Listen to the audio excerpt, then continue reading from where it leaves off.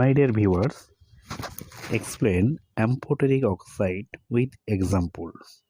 Now, these are compound of oxygen which exhibit both acidic and basic characteristics. That is, for example, zinc oxide ZnO react with hydrochloric acid HCl from zinc chloride, one type of normal salt ZnCl2 and water H2O.